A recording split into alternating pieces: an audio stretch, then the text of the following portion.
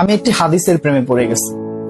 হাদিসটা হচ্ছে ঠিক এমন যে যখন বান্দা একটি ঘরে কান্না শুরু করে এবং তখন আল্লাহর ফেরেশতারা বলে যে আল্লাহ তোমার এই বান্দাটা কি জন্য কষ্ট পাচ্ছে, এবং ফেরেশতারা আল্লাহর কাছে কান্নাকাটি করে বলে যে তার মনের ব্যথাকে তুমি আল্লাহ কমিয়ে দাও। তখন আল্লাহ তাআলা বলেন যে আমার বান্দা এমন কোনো কিছুর মায়া পড়েছিল বা ভালোবেসেছিল যা আমার চাইতে সে বেশি ওই জিনিসটার প্রতি ভালোবেসে ফেলেছিল।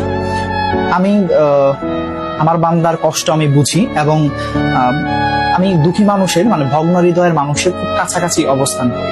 কত দূর? এক হাত দূরে আল্লাহ তাআলা অবস্থান করেন। এবং আরেকটা কথা হচ্ছে ফেরেশতারা তখন বলতে থাকে আল্লাহ তুমি চাইলেই কি সেই বান্দার সেই অভাবগুলো তুমি পূরণ করতে পারো না? তখন আল্লাহ তাআলা বলেন যে আমি ওয়াদা করতেছি আমার বান্দা যে জিনিসটা তার জীবন থেকে হারিয়েছে তার চাইতে অধিক উত্তম জিনিস আমি তাকে দিব, যা দেখে পৃথিবীর মানুষ বিস্মিত হবে।